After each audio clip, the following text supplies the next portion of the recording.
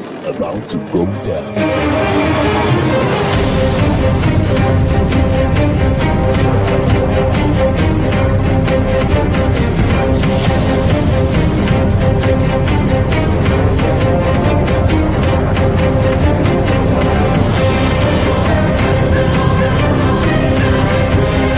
It's lovely pass, and there he turns cleverly. Can he find a finish? Oh, he can! Skilled by Joshua, and a return right hand. Good counter right. Bullen is hurt. Second right hand. That clipped him as well. Now he goes in for the kill. Well, Ricciardo is inching into the lead, and Ricciardo will win the Italian Grand Prix! Iguodala running the floor. Still leading the way with Canada in there too, with the Netherlands.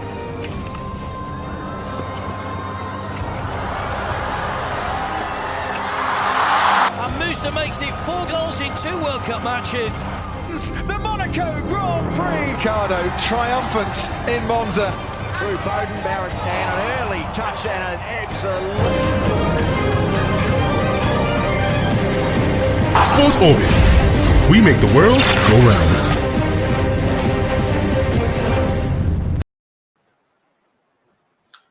Hello, viewers. You're welcome to Sports Orbit, reaching you from Leadership TV. My name is Afa Acho. Salifu Usman is right here with me. Salifu, welcome once again to Sports Orbit on a rainy Thursday afternoon. Yes, on the very yes, you're right. On the very wet Thursday in Abuja, in the city capital. Yeah. Well, notwithstanding, the sport must go. Yeah. All right, we'll begin straight from the FIFA Under-20 Women's World Cup, where early hour, yes, that match actually took place 3 a.m. Nigerian time this morning, and the Falconets were once again in action, and it was 3-1 for the Falconets and 1 against Canada. And with that performance, the Falconets ended the group stage of the competition unbeaten after that defeated the Canadians. And the game, which was played in the early hours of this Thursday morning, that's 3 a.m. Nigerian time, saw a brace from Esther Onyenezide, both from the penalty spot, and Olise, who earned the Falconets their 3rd win of the tournament. Following the win against Canada, the Falconets will now take on Group D runners-up Netherlands in the quarterfinals on Sunday. So the Falconets have completed the group stage. Perfect record. Now looking ahead to the quarterfinal with Netherlands. I think early this morning, while chatting with a friend of mine, he said, good performance, but we shouldn't start celebrating yet, because we remember it took me back to what happened to the Super Eagles, having a perfect, start to the competition, finish winning all 100% record in the group stages, only to fall flat when it mattered most. I think I agree with completely with that friends of yours. Yes, the Falconets are beginning to show a sign of saying they have something to give. Yeah. Just like they are in line with your friends. I think, yes, it's absolutely correct. It is not yet Huru. It is not yet time to celebrate. But however, we can commend the Falconets for doing just that and for raising the morale of the Nigerians. But we can only appeal to them that now that they have raised our hope, they shouldn't let it down. And congratulations to the team, and 400% record, 100% record in a very top group that housed France, Japan, South Korea, and Canada. Yeah. Is a worthy. They deserve all the accommodations that is coming from every angle. But however, they don't need to rest on their oars. Exactly. And it is good that they won. It is good that they didn't leave their leg from the pedals and ensure that they won against the Canada. People win it convincingly. 3-1 is a fantastic victory. So they should maintain this momentum as we're going into the main. Yeah. The main and the toughest, the business side of the toughest side of the competitions, and going against the Netherlands. Netherlands, yes, another a powerful force from the European nations, but I don't really hear much about their women teams compared to the like of Germany and even the France that they defeated, and even England as well, and then Sweden. But I think the Super Falcons need to be very careful. And they should the Falconets. The Super Falconets, they need to be. This is not the time to rest on their oars, and there should be complete senses and maintain their discipline, maintain their focus and determination to ensure that yes, they pick a game by the game and ensure that they get to the final. All right. I mean, I completely agree with you. Take every game as it comes, step by step, and we'll see what happens. When they get as the tournament progresses. Away from that now to some home news talking about the ITA Cup, where the Bielsa United have denied reports that are going around in some sections of the media that has speculated that they were, holding tight to the ITO trophy over the inability of the NFF to pay them the prize money they won in last year's ITO Cup. The media recently went haywire with reports that cup holders have refused to return the trophy they won in the 2021 competition to the organizers. The second-tier domestic league side struck football followers last year with a 4-3 penalty kick win over title favourites National United last year at the Samuel Ogbemedia Stadium. Of course, they were entitled to 25 million naira in prize money, but that has not been redeemed by the NFF. A chairman of Bielsa United, Ebiki Timi, said the club was yet to receive any official request demanding the return of the ITO Cup trophy. In his words, he said, "It's not true that we refuse to return the trophy to the NFF. As we speak right now, Bielsa United have not received any correspondence from the NFF requesting us to return the trophy. As far as we are concerned, the report is fake news." Timi insisted and cautioned fake news merchants to always verify their information from the club before putting it out for public consumption. Well, whichever way you want to look at this, and I think it was last weekend also, while watching a sports program on the sister media, organization, and the ITO Cup was discussed, and one of the journalists who was a guest in that program said, he sees no reason. I mean, people emerged winners last year, and you are even yet to pay them their money. So the motivation this year that would have, encouraged these clubs to even participate, you've even taken that away from them by, putting up a team that didn't even win the competition to represent Nigeria in the second-tier competition. So if the winner of this competition now, you are now even promising huge sums of money when you are yet to pay the people that won last year. Absolutely, I always say that this particular studio that the Nigerian Football Federations are where you open your eyes and you cannot see anything. Exactly. And if at all you see, the more you see, the less you understand. It's completely a controversial house, a house that is fall against in itself. Everything's about the Nigerian Football under the administration of Mazupini. It's nothing to write home about. Completely. There is no anywhere you faced. Are you talking of the national team? Are you talking of the league? Are you talking of the women league? Are you talking of the sponsorship? Any area you talk is full of controversy. Exactly.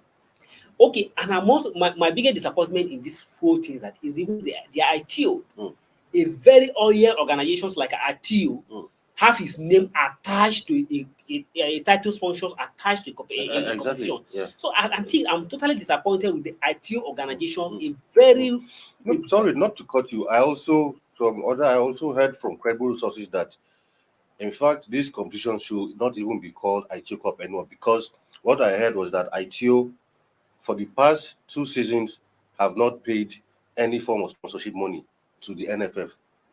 And I think that is also fraud. Exactly. But for ITOs have not been the sponsorship. Yeah. But let me understand. Let me tell you critically. I may be wrong, but I believe what I'm trying to say cannot be completely out of place. Yeah.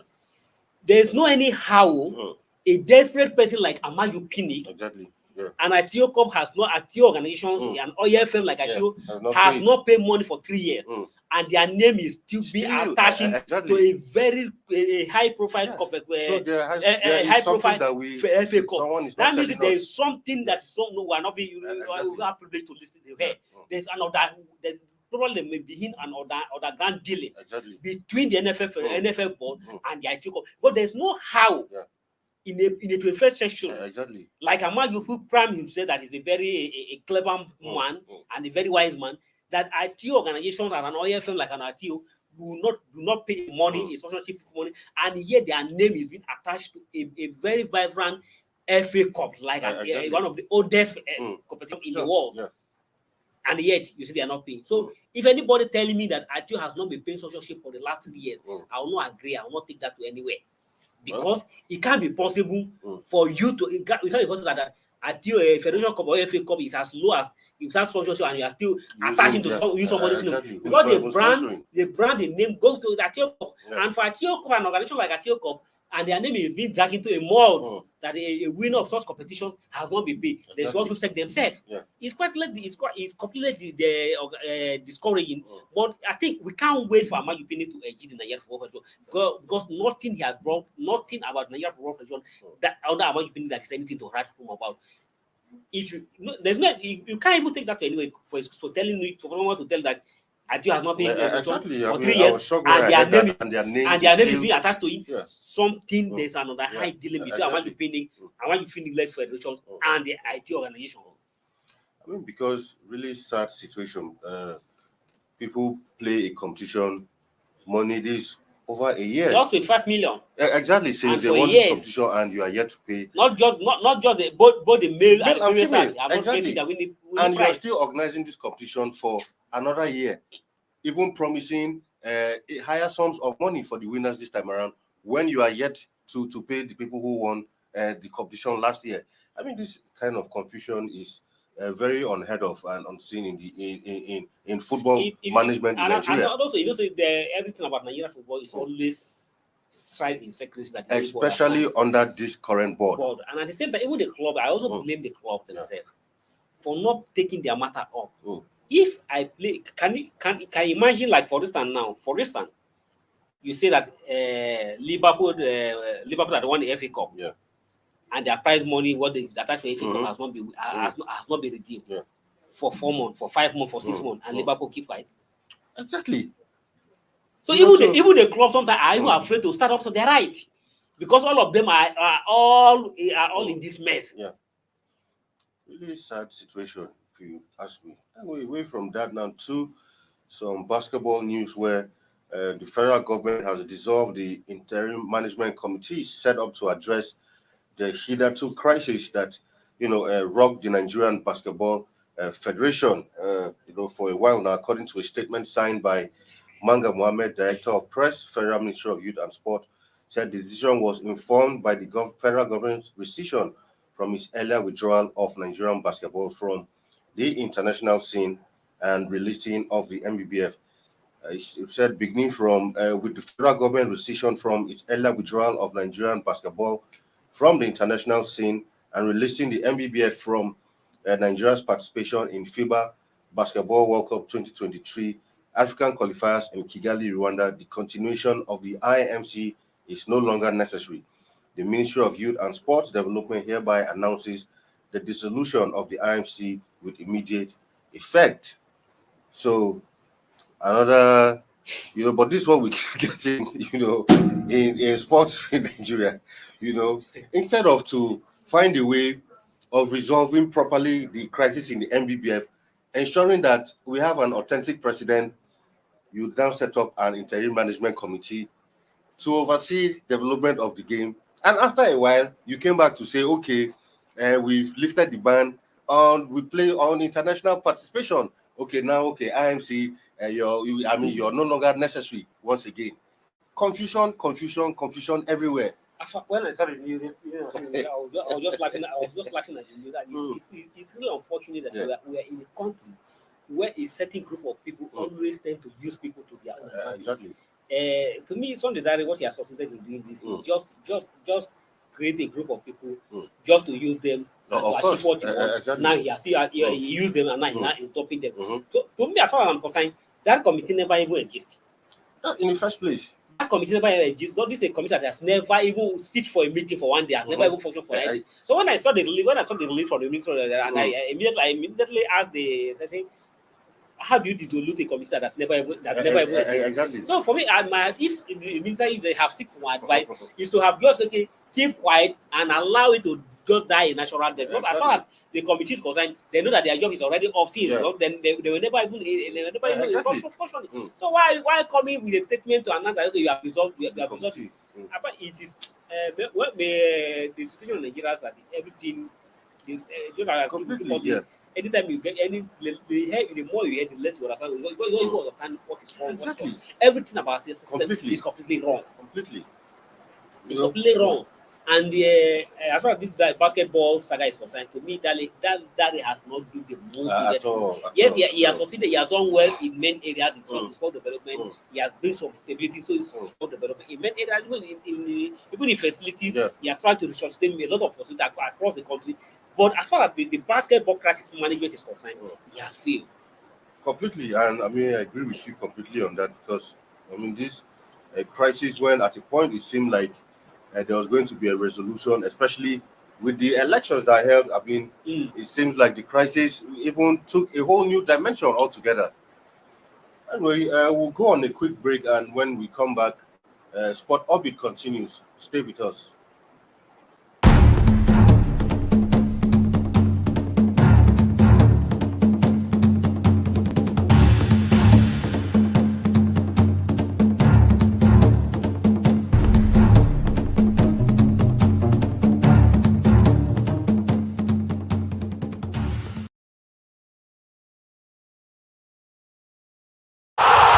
Sports Orbit. We make the world go round.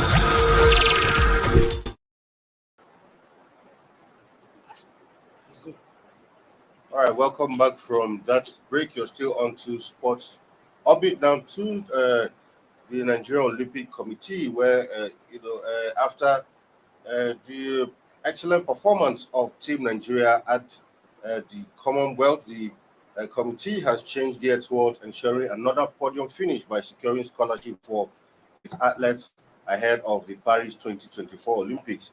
The NOC have named 4 latest recipients of the Anoka Athlete Support Program for Paris 2024, with the athletes all regarded as prospects for the Paris Games.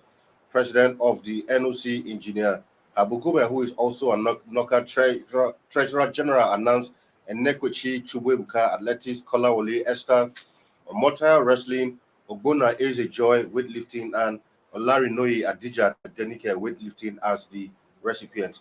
Gumel said that the funds will support their goal of competing in the Olympic Games.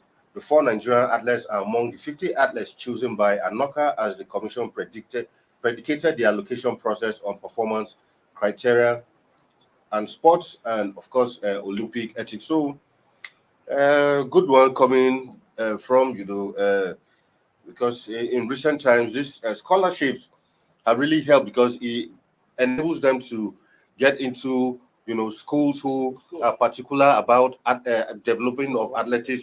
They are exposed to the finest of facilities, and we all can see a new generation of Nigerian athletes how they're performing, and it's because of being able to get some of this scholarship to study, especially in American schools, which is the home of athletics. Yes, I agree with you. And kudos to the Nigerian Olympic Committee led by Abubumo. It's a good one for facilitating these scholarships. They have secured some from the IOC and now from the African body, ANOCA. That is a good omen for the development of Nigerian athlete sport. These scholarships has aided a lot of athletes in performing wonderfully well at the international scene, as we recently see them in the World Championship, see them in the Commonwealth game. A lot of Nigerians, what we just see when you see athletes climb the podium, all you just hear them shouting at the praise the team of the land. Not knowing the work that has gone behind the scene. All of us at that time regarding ourselves as Nigerians, trying to everybody want to grab the national flag to raise up, say I'm a Nigerian, I'm proud Nigerian. But without you clearly understand the whole lot of what that has done behind the scene, and even you see a particular athlete on the podium, that athlete alone, you can see there are almost hundreds of people behind her. Yeah, exactly. Who has painstakingly worked hard to ensure that he gets to where he is. he or she. Yeah. But oftentimes we always credit and give applaud and hail the athlete. Yes, it's good to hail the athlete. There's many of them who a lot of investment are also put on them, but exactly. fail on the line. So for every athlete that he has succeeded in benefiting from such a scholarship and make judicious use of it and prove to justify her inclusion in such a list, so he also commended the athlete. So, however, though there are a lot of people who are behind the scene doing this a whole lot of work, the money may not be coming directly from NOC, but it's coming from the world body, the IOC, the National Olympic Committee, and then from ANOCA, the African National Olympic Committee. So, good one, and a congratulations, and for just like you rightly see at the just Commonwealth Games. These individuals athletes, they are not ANOCA or IOC are not giving athletes, but not just athletes that are not prospered, just like you read in the statement there. Apart from the athlete, the other these 4 athletes, Aditya Yusuf and the other 4 athletes you mentioned, there are a whole lot of Nigerian athletes who are also on that scholarship. Exactly. Even the teenage taekwondo star, Elizabeth is also on that scholarship who has earned here a provision to study for his fantastic facility in Germany. So there are many whole lot of things, and we commend the Abu Gumel-led committee for to facilitating those scholarships, and they should continue to facilitate it more and more, because there are more athletes who are still waiting on the road to get benefit from this scholarship. Well, I mean, on the lighter note, speaking of Abu Gumel, you could say that one man who has been in the saddle for a long time, but in his own case, you can see that if he's asking for even a fifth, sixth time, I think some people might say, okay, no problem, you can go, because at least we have seen what you've been able to do over the years. Not some people who haven't even performed, but are all looking for. That is a very big topic for another day. Yes, exactly. Talking of Abu Gumel, yes, with all due respect, he has tried his best with his capacity and with his limit. Exactly. But even at that, there are some of us who are still questioning him his long stay in the exactly. Because as far back as I can remember, NOC is being led by Abu Gumel, as if it is only the Sanu Danushas who try once and use his power as a minister. As a minister, in 2007, to study him taking over. And Musa Sanu Danushas could only succeed for one tenor. Exactly. And after that, they kick him out. Abu Gumel kick him out. After that, lose his position as a minister. We'll quickly kick him out and then take it over. Back but one thing is that let's be frank, and we'll still use this opportunity to say, yes, Abu Gumel, we are commending you. You have done well for facilitating all those things. You are one of the long-standing sport administrators in this country. Nobody question your pedigree and what you have brought to sport. But the major concern for many young Nigerians and the sport journalists, yes, you are a member. Abu Gumel is a president of the Nigerian Olympic Committee, a member of IOC, International Olympic Committee. Exactly. And a treasurer of ANOCA, and at the same time, he's also a member of FIFA, Federation of International Volleyball, and also a member of the African body. So he has occupied. What he has said, Abu Gumel, yes, sometimes I got whether we like it or not, you are a human being. So definitely one day you will definitely adjust the position, either by death or either you like it or not. But when we lose you, then Nigerians will completely lose that position. But it is time now that for you to start building somebody to come in. Because we can't have Abu Gumel as a member of IOC, and we don't have Nigerians participating in the IOC program. There are many committees. Media committees, security committees. So Abu Gumel, you should also try as much as possible to bring somebody into a IOC. Only you cannot be there. Bring people. Nobody question as your members, but as well bring people ask to serve in a committee of IOC. And at the same time, at the continental level, as a treasurer of IOC, Abu Gumel is a very powerful force in IOC and in ANOCA. Both the world body and the continental body, but over the year he has failed woefully. I use that word carefully. Woefully to bring somebody to Nigeria to not allow Nigeria to take you so that where you live, which Nigeria should not lose completely. Remember when Amos Adamu ejected CAF? It take Nigeria for many years for we to get especially in the CAF until Maju Pini come and now have to use the way to get into CAF. But then you kudos to Amaju Pini. Yes, the only area I feel Amaju Pini has done well, in my own view, is that as a CAF member, Ahmad Bipin has succeeded in bringing a lot of Nigerians into a CAF committee. Yeah. We have a lot of Nigerians who are serving in the CAF one CAF committee or the other. And this is where Abu Gume has not succeeded. You need to bring Nigerian, let Nigeria have Nigerian members serve in. There are various committees of IOC, various committees at the local level, but we don't have Nigerians there. All right. I think that's taking away from that on to some transfer news where Serie A champions, that's AC Milan, has submitted a bid of 4 million euros for Nigerian midfielder Rafael Onyedika to his club FC Midtjylland. Onyedika broke into limelight last season, fitting seamlessly into the void left by compatriot Frank Onyeka, who left for Brentford last summer. The FC Ebedi product has grown in leaps and bounds in the last 3 years. And of course, from being an academy player to becoming a mainstay of the midfield. Last season, he's recorded 48 appearances in all competitions, helping Midtjylland to a Danish Cup triumph. So I saw this report, but some other counter reports I saw was that the club has initially rejected the offer from Milan. Again, but that could have been a very good career boost and proof for Onyeka. Exactly. But unfortunately, we don't know why the Midtjylland, whether he has not made maybe the fee. The fee or the wanted to a young to get. You know, sometimes you have to cash in on your price assets to boost your economy, and that's what the club is trying to do. But in as much as much as we could, as far as AC Milan, if they're interested in the player, they should try as much as well to find a meeting point so that they can be able to solve this problem and let the player move where he wants to, because it will be a light for Nigeria to serve him after the eras of the Taita was the last Nigerian to play in AC Milan, on loan. But to have him back playing the AC Milan rather than Nigeria playing the AC Milan again.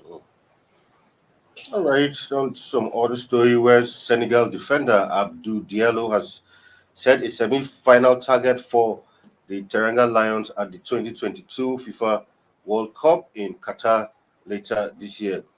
No African country has gone beyond the quarterfinal stage at the World Cup, and the Teranga Lions defender is hoping to see his team break the jinx and better their record at the Mundial. The Teranga Lions reached the quarterfinal at the Korea-Japan 2002 World Cup, losing 1-0 to Turkey in Osaka, Japan. Senegal are in good form after defeating Egypt 4-2 on penalties, following a 0-0 draw at Yaoundé to win the 2021 African Cup of Nations. While speaking during an interview, he revealed his ambition to reach the last four in the World Cup. He said, even though we can't see the future, you have to be convinced that you can definitely achieve it.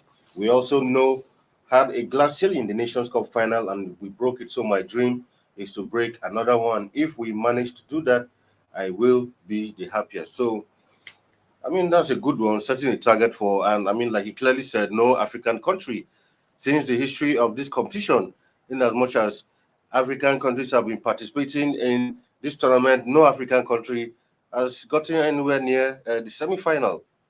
Yeah, we only have Cameroon who reached the quarterfinal. We only have three African countries who have Cameroon, Ghana, and Senegal. Of course Senegal. So Ghana almost there. Yeah. It's like Babilka statement of who are those who are, you see the land of Egypt, but you cannot get into Egypt. So that is what happened to the Ghana. Even Ghana's are almost there, just a minute separate them, but unfortunately, no thanks to Luis Suarez handball. So it's good, just like you say, it's good to dream big. And if you look at the Ghana form, Senegal form at the moment, you be tempted to say, okay, they have all things and have a very high profiles. They have a very big in terms of even individual players. Their goalkeeper is one of the the best goalkeeper in the world according to by FIFA's standard. Yeah. So he's the best goalkeeper. Exactly. He's the best goalkeeper by FIFA. Yeah. So and they have a very tough, very powerful strikers in the person of leader, the person of Sadio Mane, and several other players who will be telling okay, they have what it takes to play into the semi-final. But in as much as it is, it depends. It's not just it's not going to be an easy task. They have to work hard. They have to work hard and plan towards it successfully and follow their program judiciously to ensure that they get what they want. But if you look at our 5 Africa teams that are going to the World Cup, you definitely want to put your name on. You want to put your money on Senegal to go far compared to any other African team. I agree. Anyway, before we leave the studio, finally the long-awaited rematch between Anthony Joshua and Alexander Usyk will finally go down this Saturday in Saudi Arabia, and ahead of that blockbuster, rematch, Joshua, is out for revenge this time around. According to him, he said he wants to celebrate the 10th anniversary of winning the London Olympic gold by reclaiming his place back at the top of the heavyweight class. The last time both boxers met, that was last year, September 2021.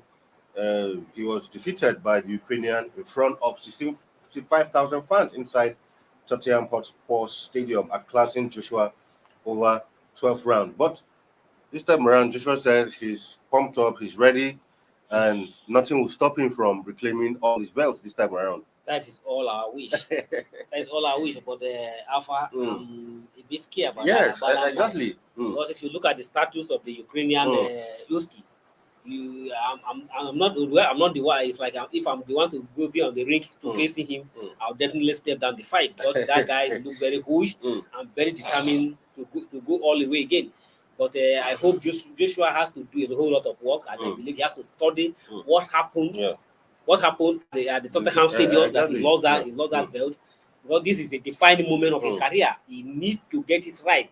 But anything short of victory, and if he loses this match, he will definitely go down to a great one. Anything about it will completely be wiped out from the scene. And just like we have our own the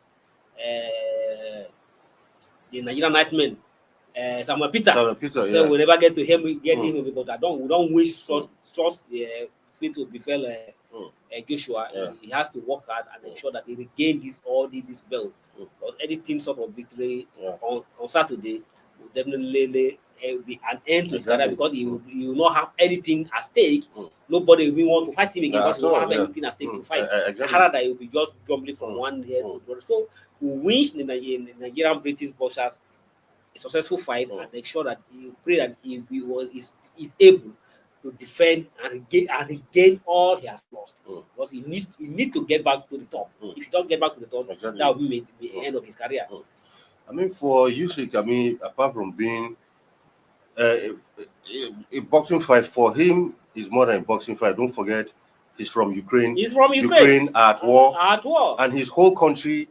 It looks like he's carrying his whole country on his back at this time around. Exactly. So he has extra motivation to ensure that he does something at least to put some smiles on the faces of his countrymen. He has extra motivation. Exactly. And I also pray that maybe the Russians will set some chance to the Russians will also set some chance to Joshua, so that Joshua will also end him. I think the Russians will also get up and back Joshua with all the different jobs they wanted to help him. But just like you say, this guy has extra motivation apart from the title itself. Extra motivation to go all out against Joshua. And Joshua has to be very, very careful. And as I have read a whole lot of ex-world champion who have also advised Joshua needs to control his motion.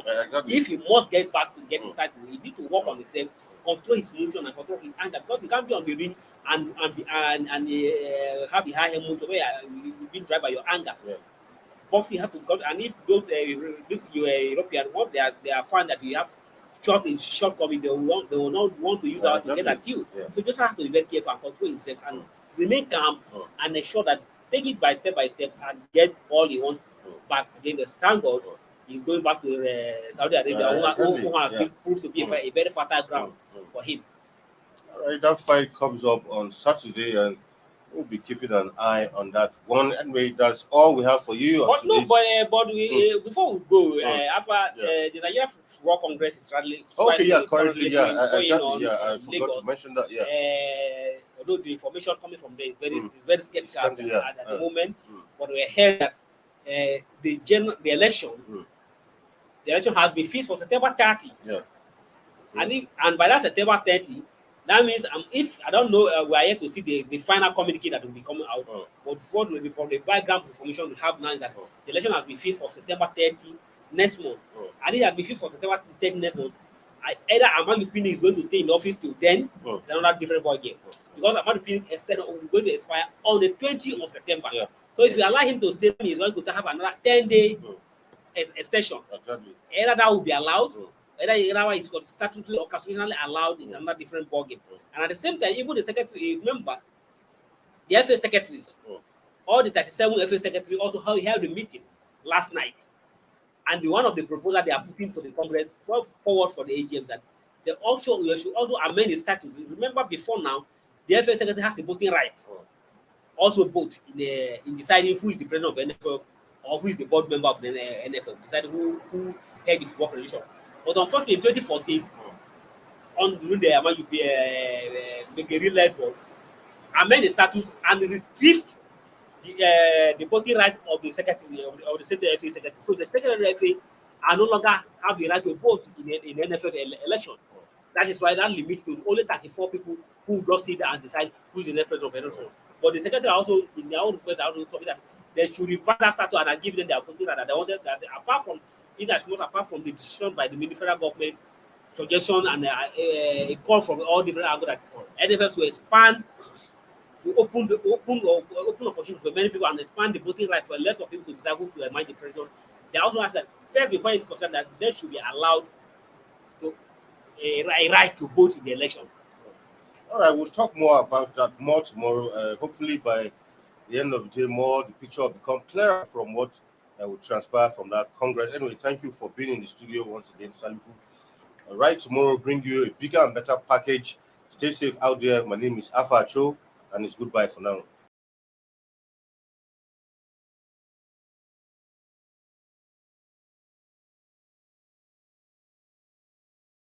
Thank you for watching. For sponsorship and advert placements, please contact 080-3688-6158. Last Word Leadership Podcast Studio. You have the last word.